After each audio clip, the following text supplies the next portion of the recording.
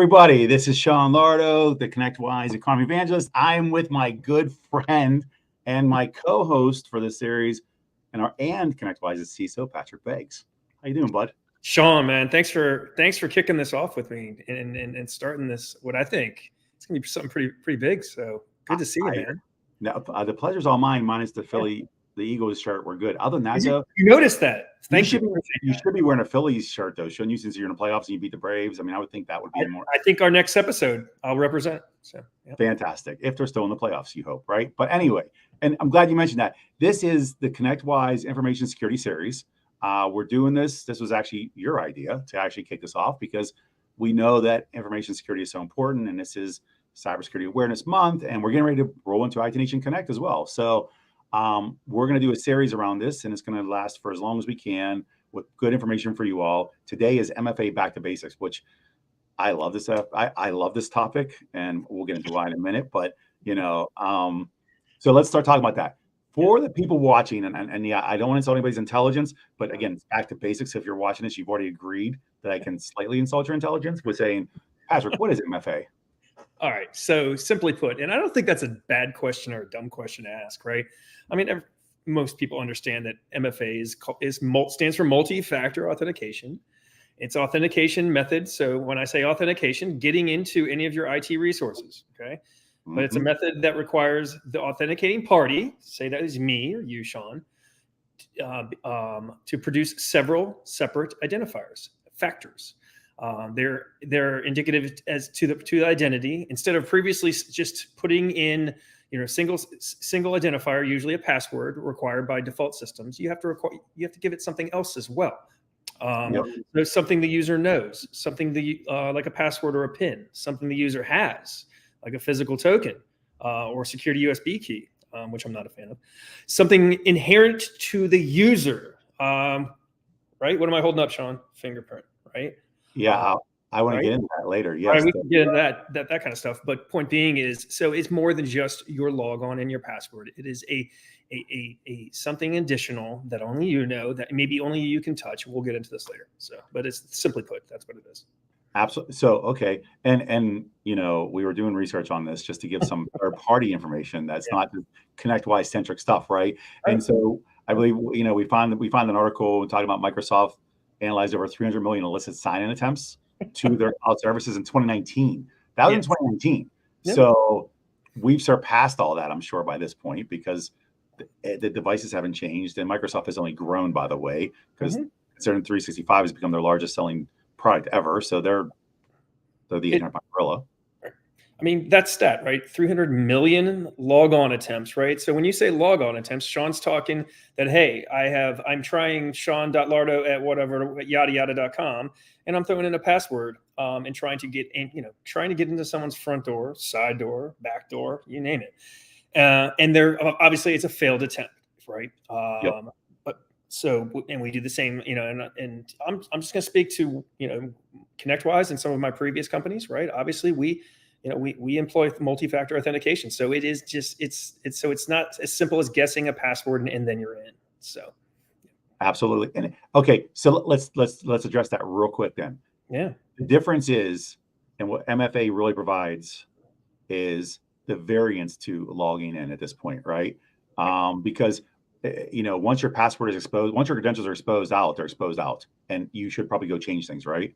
And that happens all the time, right? I mean, how many of us, myself included, that your username and password, believe it or not, I think there's a stat, 75% of online users' credentials, either your Hotmail address, I just dated myself, your Amazon account, your Google address and password that has been compromised in a previous data breach, right?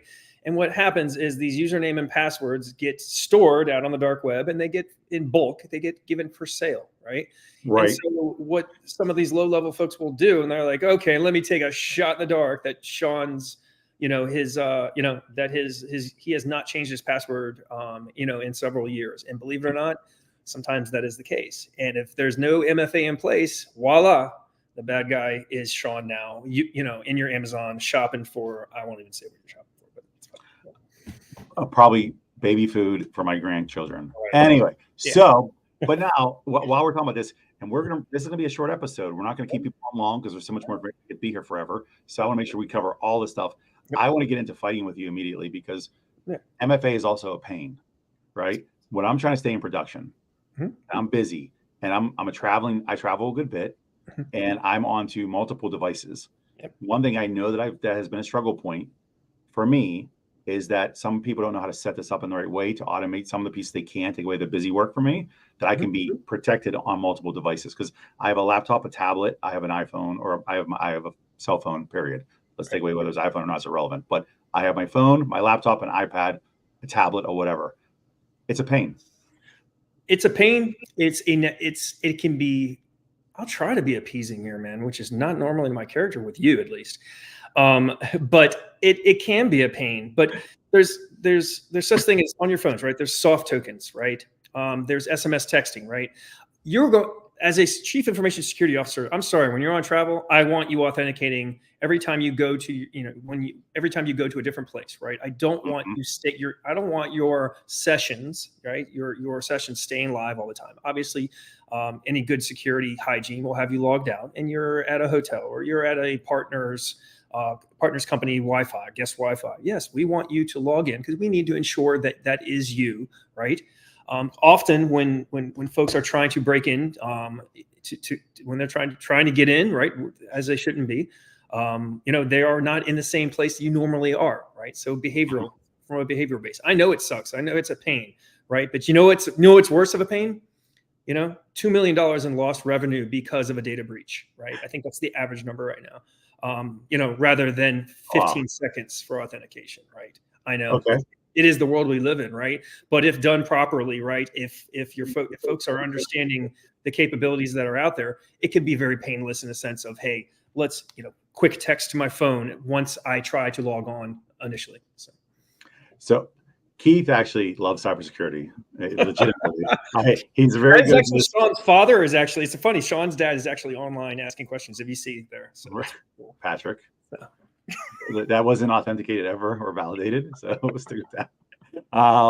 So and that's a good comment there. MFA SSO properly deployed can help a busy user log into business critical applications, which again is true. Now the question is, how many people know how to set that up properly on the back end so that the users, because we know the biggest struggle in this case is the difference between the right technologies set up, also deployed right, and then also educating the users on what they're supposed to do, but making it easy for them to do it. So they almost eliminating or mitigating the challenges. And so Keith just raised a good point, right?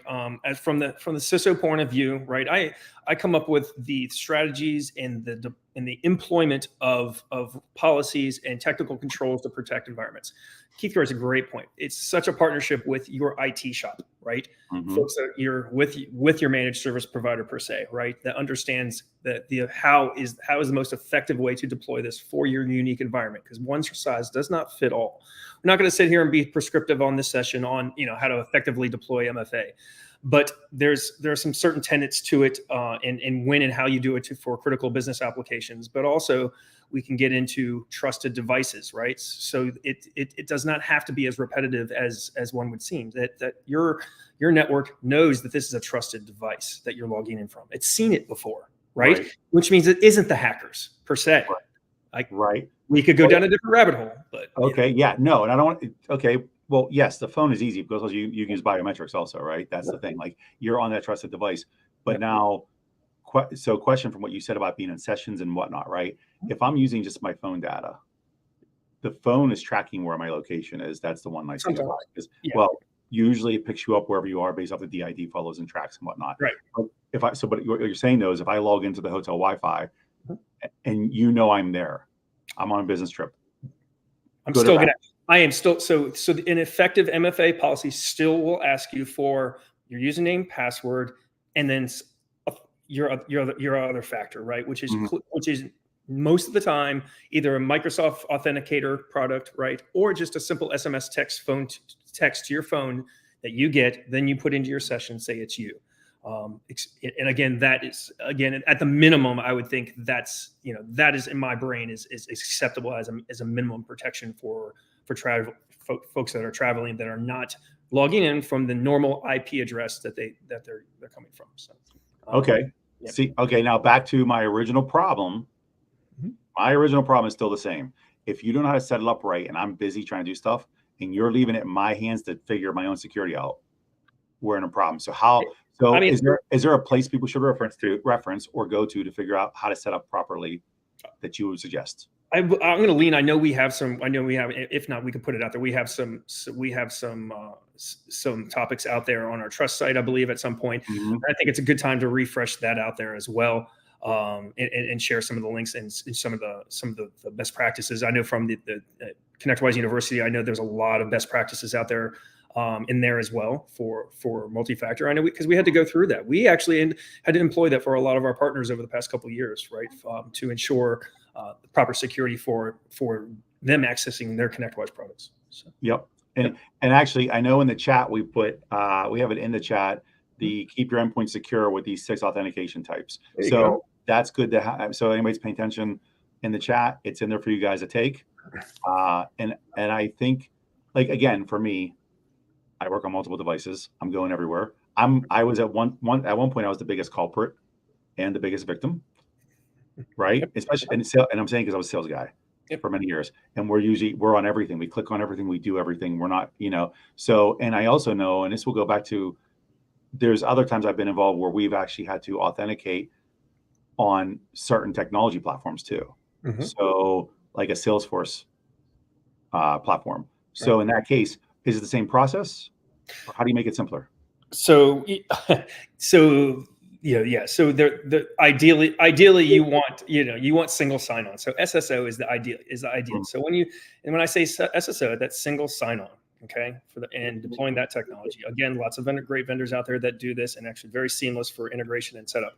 But the point being is, once you authenticate originally, as we talked about, using MFA, and then it goes downstream, right? And so any applications, critical business systems connected to, we'll say, your mothership, right, Mhm.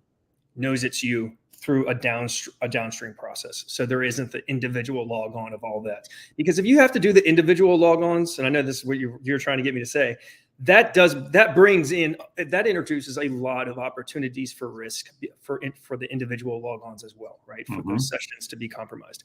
If you keep everything, again, think your mothership, right? It's protected by many different layers of cybersecurity, right? But Yep. once you come in that front door, it knows you're Sean, and Sean's going to different rooms, and it's okay. That mothership knows Sean can go into that door. Sean can go into that door. Sean can go into that door. But if you're in there too long, eventually it's going to ask you to say, "Hey, I'm Sean Lardo again," right? Right. Right. Exactly. So, Which is a great thing. It's a great thing. so are you saying that you can set up the MFA? You can set up to be a one and done almost once you're in a trusted device. Yep. So whether I'm accessing, and if it's your cell phone is a great example, because you have the app. If you have an app for Salesforce, you're already in.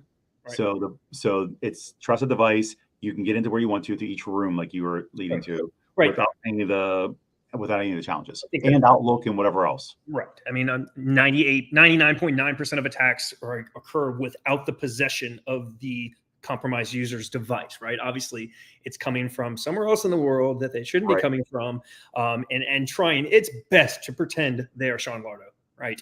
In Right. many different ways and shapes and forms. And I'm not joking about that. Trust me, it is. They are getting so much more sophisticated, and we're going to do a session on AI on this too, man. We have to go down that road. Yeah. I agree. I think it's important. I think so. Again, some of the challenges that I see, well, actually, I want to address this too. Based off of some of the challenges that we've seen, is also based off maturity levels, right? Yep. Again, I've worked with startups and I've worked with larger companies, Yep. and it's based off the maturity level of Yep. you, for one, your experience as a CISO, Yep. or whoever the information security protection people are in that company that are delivering it, right? Yep. Along with the education piece of me as the employee, that's the user. Mhm. And I think that's a big struggle point. So how is there we actually put in the chat right now, we put an actual piece, one of our articles about it. But Right. when we talk about this maturity level, is there any specific things that you would suggest for, Yeah. we have a lot of two-man shops, right? And we have a lot of bigger ones. Basic level 1 multi-factor authentication used by an organization's user, Sean, to authenticate to their organization. We already talked about that for internet facing services. as well as MFA used by an organization for authentication to third-party internet facing. So not my own, other ones, right? That I'm doing through my network. Also, and finally, just at basic level 1, MFA, used by organizations' users when they authenticate to third-party internet-facing services that process, store, or communicate their own organization's sensitive data. Just those things. Just start with that, right? And I think we can post that, Sean. We can post those. There's different maturity levels, but that's the bare minimum, right? Sure. I think that's a good place to start, because at least if somebody understands the fundamentals of what they got to do, that you can only add on. You can find more information from there. And again, all right. Well, and let's take us to a separate direction of this, a different direction, which is our MSPs. They work with multiple types of clients, right? Some have government contracts, some work with legal, some work with healthcare. Is there any difference in your approach based off industry that they work with? So there are nuances, differences to those approach, but all of those are going to require a multi-factor authentication to do business with them. So, folks, it's not like this is a security trend that's on its way. It's already here. The train's actually already left the station. And I'll tell you, potential customers of MSPs are going to probably, savvy ones are going to say, "Hey, do you use MFA? Talk to me about single sign-on," like we talked about as well, because they don't want to be burdened, right, with individual authentications once they're already in the mothership, if you will. Yep. So MFA is here to stay. It's not going away, and it's being regulated and required for many different industries to do business in. So yeah, and actually brings me to a good point here. Verizon's data breach investigation report, right? They said more than 80% of the hacking-related data breaches occur due to exposed credentials. So again, back to why MFA is so important now at this point. We help out partners. We have ConnectWide partners, unfortunately, that do get compromised, right? I can't give total stats, but I would say less than 1% of we've dealt with this year, right? Were a result of not having MFA, or of having MFA, meaning all the ones we've dealt with, those folks didn't have MFA turned on. And if they had, they wouldn't have gone through their breach. And that's a fact, man. That's a fact. If they had just had MFA on, they wouldn't have got owned. Right. They would. Again, I'm a culprit. And that's a question I have too. Is there a difference between 2FA and MFA? Two-factor authentication. And the other means multi. But debatable. Some people say, well, that's my username and password. No, that's one. Right? That's one. Right. Your multi-factor is username, password, say a text message to a phone that is already known and trusted. Mm-hmm. That's where the third comes in, right? So it's the code that's sent, but it's also the code sent to a device that is trusted to that user. That requires you to have presence, requires your presence. Physical presence. Yes. Yep. So again, so people are saying 2FA is them doing their name and password or whatever, right? That's just a password. Right? No. Honestly, just two, right? I mean, we've really eliminated it's not really two anymore. It's more than it's multifaceted now. So. Well, I think that's the important thing is the variant. Yep. Right. The ability to and back to even tokens and I can tell you one thing I don't like right now. I don't like Google Authenticator, right? Then you have to do that for some of them. I think that's horrible. I hate it, right? So and I'm glad I'm saying it to you because look, you're starting to twitch. Don't twitch. It's okay. I don't disagree with the MFA. I just don't like certain authenticator tools.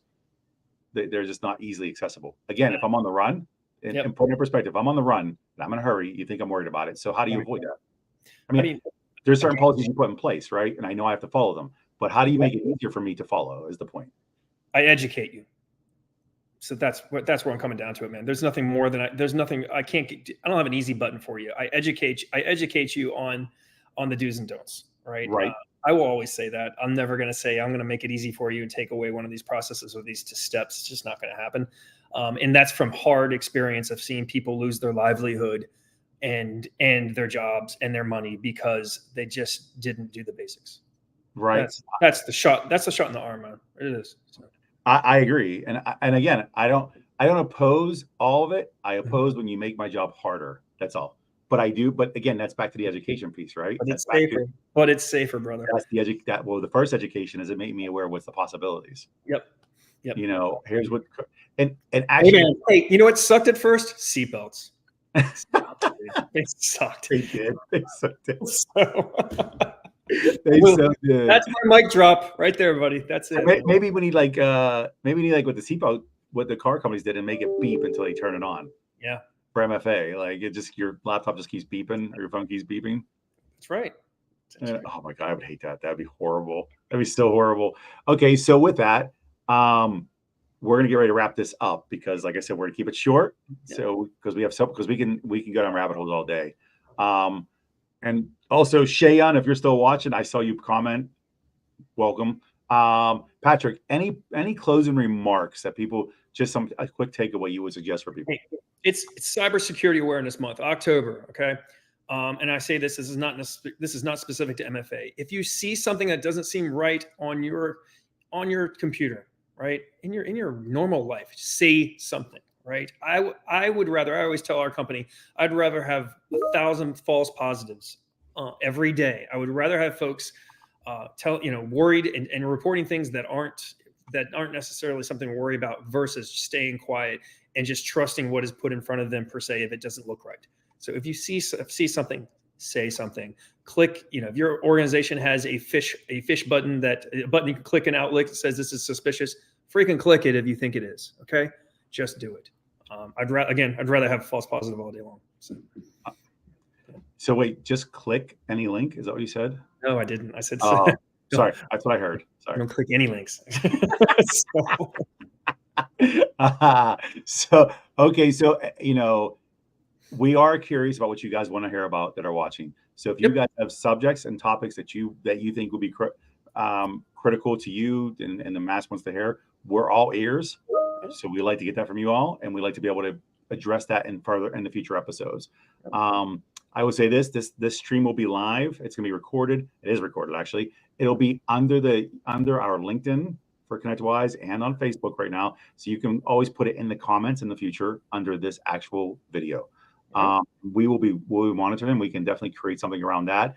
And even if there's anything specific within the topic you need to know, like, hey, where do I find this? Or what kind of company should do that? Whatever it is, please throw that in there for us. We will do as much research as we can to give you the things that you guys need to be successful. Now, with that said, I'm going to wrap this up. I'm still thinking that there's ways we can make it easier for people like me, but that's okay. We'll wait and see. But I feel much smarter now. Thank you, Patrick, for giving me the look. Until we get into more, just autonomous retina scanning and brain scanning, Sean, I think we're still going to have to do this stuff, man. So. I mean, I was at the airport today. I went through Clear, and they did the eye scan for me. Hey, man, we can talk all day about true digital identities, but that's a deeper talk, man. So. Well, this is just back to basics. We can't go there yet. Yeah. Thank you, Patrick, for joining with me today. Appreciate it. Looking forward to the rest of the episodes we do. Yeah, this was easy. Yeah. Right. It was. Yeah. It was real easy. Okay. Well, that's because we're talking about your stuff. I hope you're good at it. For those of you watching, thank you. We will be putting out another one in the next couple of weeks. We're going to try, like I said, create a small series around this and focus mostly on information security here. Also, don't forget IT Nation Connect comes up next month. Patrick and I will both be there. Be there. He'll be on main stage. I won't. I'll be watching. I'm not on main stage, man. No? I know. That should be put in the comments. Begs on okay. Well, then the show will be infinitely better now because Patrick will not be on main stage. You can hang out with us there, though. November 9th November 8th to the 10th. Sorry. Yep. Also, we'll be celebrating Veterans Day while we're there. Yep. But let's be veterans. Yep. Thank you. And yes, you can see the link there is across the bottom of the screen to register. If you haven't registered yet, I don't know what you're waiting for. It's probably one of the best shows in the industry. We got a lot of cool things going on. But yes, looking forward to seeing you all there. And I'll see you in a few weeks. Patrick, I'll see you in a couple weeks as well, man. See you, bud. Thanks, man. Yep. Doodles.